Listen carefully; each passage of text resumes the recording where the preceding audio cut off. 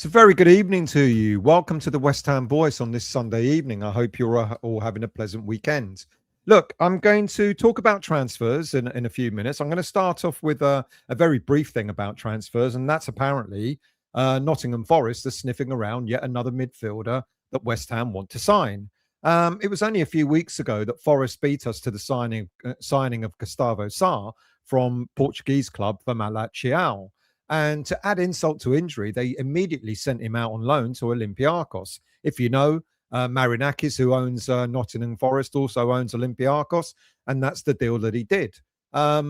Really gutting for us because we were linked to this player for so long. You do wonder whether the link to Gustavo Sarr was really a real one or not. But anyway, he's out of the way, and now that we're looking at the imminent signing or the potential imminent signing of Celtic's Arne Engels, so Nottingham Forest are back in the picture again. Now, they tried to sign Engels back in January for a reported fee of £25 million, which was turned down. Now, just before we thought we were getting a deal close, Forest are back in on the deal. We are going to make a third offer, but apparently Forest are in. But I'll talk about the transfers later on because I want to focus a little bit on the game that we played, our first game of the season in the first round of the Carabao Cup. And to be honest, up until the 35th minute, or no, should I say from the 35th minute onwards, it was a comfortable afternoon. The first 35 minutes were pretty gruesome. They scored a goal on the 33rd minute. They had 7 corners throughout the game, so I think we had only 3 or 4. And I kept thinking they're getting an awful lot of corners, and sooner or later, one of them's going to pay off. And lo and behold, on the 33rd minute, it did. Now, admittedly, the goal scored by Segacic, a good shot from outside the penalty box, did take a huge deflection off Max Kilman, but it doesn't matter how goals go in, does it? If you're inviting teams to attack you all the time, sooner or later, they're going to score. And Portsmouth looked good for it, to be honest. At 33rd minute, they went a goal up and no one could begrudge them. They kind of had quite a lot of the game. Now, for us, we know what happened in those first 35 minutes. We looked laboured. We seem to have no pace and no creativity. Nothing new for us because this is what we suffered in the season last season in the Premier League. And this is what we suffered mostly in pre-season warm-up as well. Look, the lineup, I think, included a surprising starter. And a welcome one for that. Of course, Edson Alvarez started. I thought James Ward-Prowse would start, but Alvarez got the nod. The back line, I thought Areola would be the goalie. You get accustomed to having a goalkeeper for cup games and a goalkeeper for the league. And I just assumed that Areola would be the keeper in this game, given it was a cup game. But maybe that kind of tells you where Areola is heading before the transfer window shuts. Who knows? The back line didn't really surprise me. Carl Walker-Peters, Mavropanos with Kilman and Ollie Scarles on the left. Even though Malik was back, I thought Malik would be saved for the league game next week against Burnley. Midfield 3, I've already mentioned Alvarez. And I was really glad to see Lewis Orford being given an opportunity to shine again alongside Mohamedou Kante. And then the front 3, no surprise at all there. If you look at the players out, we know we've got 2 injuries in Souček and La Madrid. And the 3 players below there, you could see Fulkrug, Wan-Bissaka and Todibo. As soon as we get decent deals for them, decent offers for them, they're going to be leaving. And we've got Herrick there, wasn't selected. That's all right. We only need 1 keeper on the bench. But I was kind of surprised that maybe either Cornet or Magassa didn't get on the bench because we actually had 5 defenders on the bench. Malik, Myers, Casey, the new man, Veltman, Golan Beckis.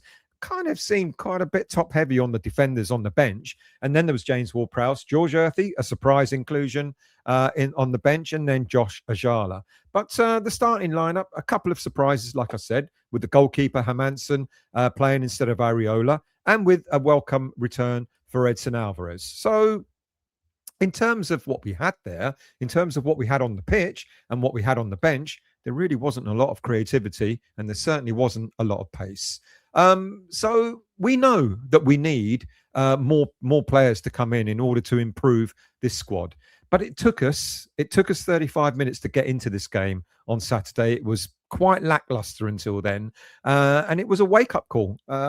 Portsmouth took the lead, as I said. I think they deserved it. And it was a massive wake-up call because all of a sudden there was a sense of urgency about us and our passing started to improve. In fact, our passing started to be the way we expect a football team of the caliber that we have, of the players that we have, to be passing, because we finally started passing the ball around really swiftly, really well, really precisely. And it took, 5 or 6 minutes later for Kante to beat his player out on the left and inside the box and lay it off for an unmarked Tati Castellanos. And boy, oh boy, did we need that just before half time. And I was really pleased for Castellanos.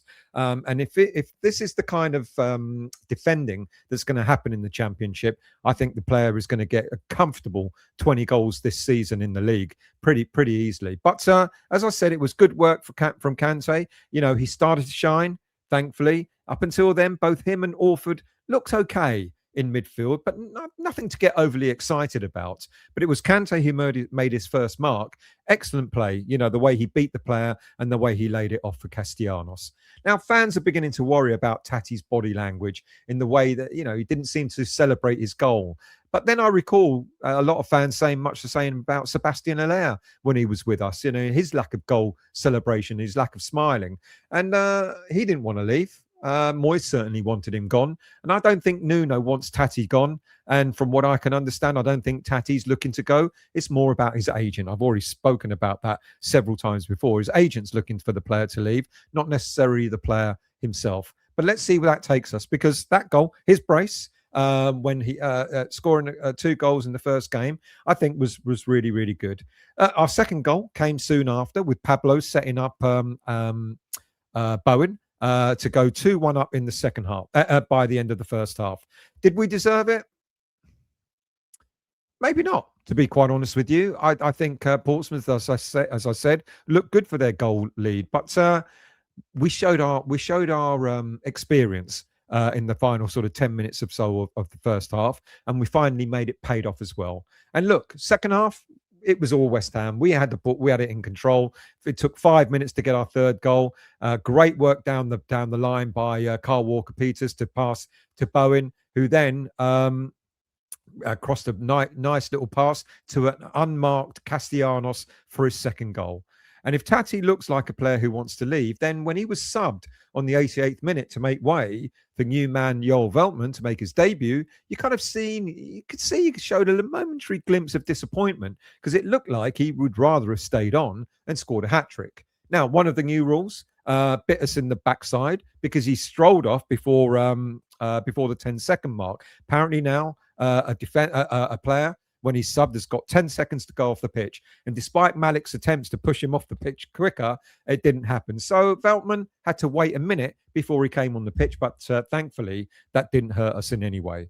Look, there was some decent displays of football. I think Carl Walker-Peters, a lot of fans were saying Carl Walker-Peters was probably man of the match, and I wouldn't disagree with that. I think he was excellent against Portsmouth on Saturday. You've got to give other players a bit of credit as well. I think Max Kilman, looked really good. I think Alvarez lunging into challenges, which one of them, well, the one he got the booking for, if we had VAR, he might have maybe seen a red card. But he did, of course, pick up his customary yellow. But then their number 4 went in for some serious challenges, and he got away with some nasty challenges as well. So maybe if Alvarez had got sent off, you would have argued that maybe their number 4 could have got sent off as well. Look, for me, Kante, I think, grew into the game. I think both he and Orford still have a way to go before they can be deemed as secure starter spot. But I like what I saw in both of them. There was complaints that Orford was slow. Orford's game is not about pace. It's all about passing and controlling the ball. He's a very, very good passer of the ball, a very technically gifted footballer. I think Bowen looked sharper, much sharper than he did in pre-season. I think Tati was absolutely clinical. And for all intents and purposes, the game finished well for us. But we cannot afford to take half an hour and go a goal down against teams in the Championship on a regular basis. Because if we do, I think we're going to get severely punished. We've got to start faster in games. And hopefully, with the arrival of a few players, that's what we'll get. So let's talk about transfers. And the first one, of course, is what everybody's expecting a confirmation of, and that is for the Manor Solomon deal to be done and dusted. A 3-year deal with an option of another year is in the offing for a fee of £5 million plus about £2 million if we win promotion to the Premier League. And many fans are rightly asking, why so cheap? Fans have pointed out his injury record, which was not great last season. He was out for quite a while with a number of different injuries. He missed 17 games in all last season through various injuries, such as a calf injury, back injury, the thigh problem, which kept him out for 9 games. He was out on loan last season, the first half of the season to Villarreal, and then the second half to Fiorentina. Now, Fiorentina fans will tell you that when he did play, he played very, very well. And Leeds United fans will also tell you the same thing, where in the 24-25 season, he helped them win promotion back into the Premier League. He scored 10 goals and 12 assists. And this is despite having missed 6 games in that season with a hamstring injury. So he is injury prone. So that, you do then question whether we're going to get another Maxwell Cornet or another Matty Etherington.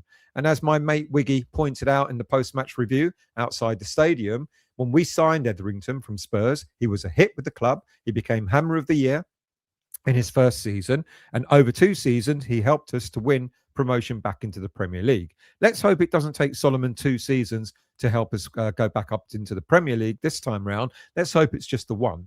So I know there's a lot of political interest in this. I just would like for once just for us to forget what's going on outside the footballing world and just focus on the football itself. Can we do that? I don't know. I'm not going to give you my view on it, but I kind of understand people's points of view from both sides. I get what people are saying, but anyway, let's move on. Next up is, as I've started the show about, Arne Engels from Celtic. Do we sign him or do we not? Because this is becoming almost as frustrating as the signing that we didn't make for Gustavo Sarr earlier on in the transfer window. Engels played the whole 90 minutes for Celtic's first league game of the season against Dundee the other day, and he also played the full 90 minutes today. I'm recording this on the Sunday. He played the full 90 minutes in Celtic's 5-1 thrashing of Kilmarnock away from home, and it was Engels who set up the first goal after 2 minutes. As far as Martin O'Neill is concerned, Engels is a Celtic player. It's business as usual, and Engels is part of his plans until he isn't. I'm beginning to start having serious doubts whether this deal is going to happen or not. I hope I'm proved wrong. But if Nottingham Forest are really interested, how can Engels resist a Premier League club approaching him over a Championship club? According to reports, after getting £116 million for Elliot Anderson, Forest have the financial clout to go for Engels. And the report says that it will be a surprise if they didn't come back in for Engels. So the report that's come out is on the website Football Insider. And this is not definite. It seems to appear, if you read it again, it seems to appear to be an opinion by the reporter that wrote it. So when I asked about the reporter's credentials, I was told I wouldn't take too much notice what Football Insider says. So I guess we'll just have to wait and see. Because the report was pretty like, if Nottingham Forest decide to, but the headline is Forest are going to hijack our deal. And then when you read the actual words, it's if they decide to come back in for this player. There's every chance they could. They liked him. They wanted him in January. They could well come back in for him. But you've got to look at the Nottingham Forest squad and ask yourself, how many central midfielders did they really need in one squad? They've got a whole load. But anyway, it's not up to me how Nottingham Forest do their business or what players they go for. Let's just hope that we actually go in with a third bid and it's accepted. But until then, he remains a Celtic player that O'Neill is going to continue selecting. And now we come to an interesting transfer story, which could be related to the Arne Engels bid. And that's a suggestion that we've turned our attention away from Engels to a player who featured in the Championship last season, and that's Jordan James. Now, Jordan James was signed to French club Rennes in 2024, but last season he was loaned out to relegated Leicester for the season itself. There is talk of several clubs being interested in signing him for a fee of around £10 million. Now, I think if we're interested in him, he really could be the alternative to Arne Engels from Celtic. In his time at Leicester City last season, he made 34 appearances, scoring 11 goals and assisting in 4. That's not a bad return for a championship for a player playing for a championship club who was struggling and eventually got relegated to League One. And James would be a hell of a lot cheaper than Arne Engels for 10 mil rather than the 25 mil that keeps being mentioned for Arne Engels to sign.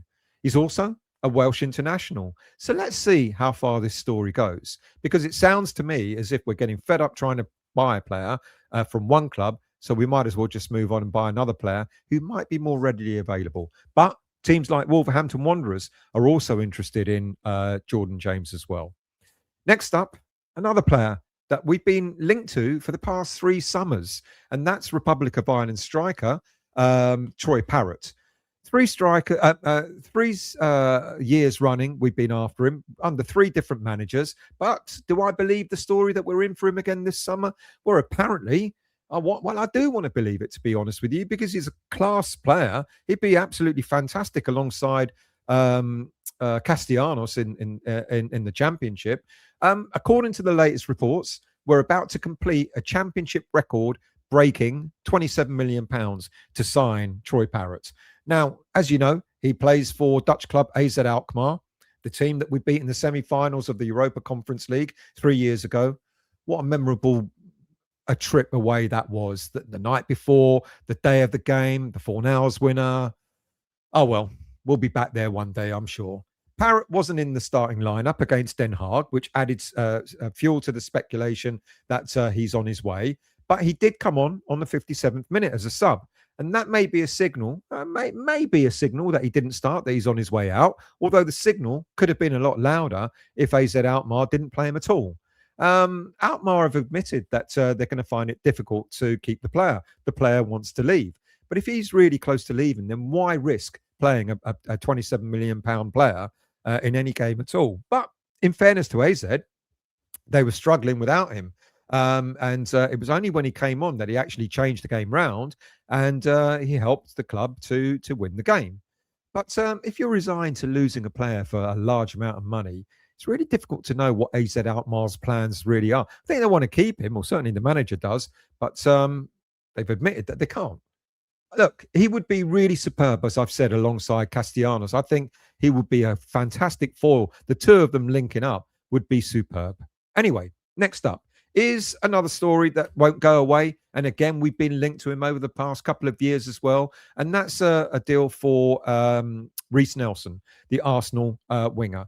Apparently, we're putting in a bid yet again for a loan option to sign him this season. But I don't know how that will help Arsenal, because Arsenal, it's his last season, his last year of his contract at Arsenal. So I'm not quite sure how this will benefit. What would Arsenal gain from it? Yeah, they'll gain a small loan fee, but Arsenal would much prefer to sell the player and get a fat fee for him than anything else. I don't know how this one's going to pan out. And why would we be going for Reiss Nelson if we've got Solomon in the pipeline? Well, I get it, because you don't want to just, if Solomon is that injury prone, you don't want really to risk just having one winger. Yeah, we got Bone on the other side, but you don't want just one player that you're going to rely on to play out on the left side of attack. You need a backup. And Reiss Nelson, in fairness to him, is capable of playing either side as well as in the centre of attack. So I don't know if that one's going to come off either, to be quite honest with you. I don't want to be negative for the sake of it. But with Reiss Nelson being in the last year of his contract, I cannot see why Arsenal will want to give him away and not rather just sell him outright. We don't want to buy him outright. Arsenal want to sell him outright. Let's see what happens with that one. And the last one, if the others weren't bad enough, is Dele Alli. Now, apparently, there are differing stories as to what's going on. Quite confusing about the 30-year-old, because some people are saying he's training with West Ham United, and some people are saying he's not. Now, some are suggesting that he was training out in Spain, and it was one of his ex-coaches from MK Dons who bumped into him and talking about his future, etc. So, He's either training in Spain or he's training in London. And from the photos that we've seen of his training, it doesn't look like he's training at Rush Green. But who knows? If he's training with us, and apparently if he impresses, he may win a 1-year deal with an option of a further 1 year. Dele Alli has been without a club since September 2025, when Como, the Italian club, released him from his contract. He made one sub-appearance for that club and managed to get a red card in it in injury time. This kind of potential deal smacks of a desperate West Ham United. With the greatest of respect to Dele Alli, he may come back and be a world beater, who knows? But it just feels like the old West Ham, where we go and sign these players, who are sort of like past their best, past their prime, a little bit too old. All right, 30 is not old, but certainly past his prime. I can't remember the last time I was stunned to see Dele Alli, put in a good performance. Not that I followed his career, to be honest with you. I don't know. Look, if all these other deals don't happen, maybe a Dele Alli deal will. If that really happens, I think the West Ham fans are going to be really perplexed by what's going on with our transfer window. We were promised this new way of dealing with transfers, and what's happening? We're getting players on loan. I'm not surprised. I said we get players on loan and free players. I'm not surprised by that. But a player like Dele Alli, who hasn't played football for a whole year, let's see what happens there. As far as players leaving are concerned, we're still waiting for firm offers for Todibo and Wan-Bissaka, but we're holding firm on an offer for Fulkrug to leave. Apparently, Venezia have made a bid for the German striker, but they've yet to meet our asking price before we let him go. I don't really know what we're asking for, to be honest with you. He's costing us money on the wage bill. Are we really expecting to get a proper... how much do we want for him? Surely it would be a lot better for us to just let him go and not have him on the wage bill. Yes, of course we're going to lose money on him. We pay £27 million for him. So even if we get 4, 5, 6, 8, 9 million pounds, it doesn't really matter. We're still losing money on him regardless. I'm a bit, I don't know, perplexed by that one. I don't quite get what we're holding out for in terms of trying to keep hold of him. I don't understand it. That's the roundup. Thank you for watching. Thank you for listening. I'm sure we're going to see a lot more happening. Solomon is going to, apparently he's had his medical on Sunday and he's about to be presented as our latest signing. Let's hope there's a few more coming in. I'd like to see Troy Parrott coming in. I really want to see Arne Engels coming in, to be honest with you. I really don't want to see yet another player going to Nottingham Forest. Not that I've got anything against Forest, but goodness me. But then, like I said, if you've got a Premier League team offering you a deal and a Championship team offering you a deal, the one good thing about West Ham is he's going to get game time. He's going to play regularly. Whereas with Forest, amongst the plethora of midfielders that they have, who knows? He could be a bit part player. Thank you for watching. Thank you for listening. And I'll see you all again very soon.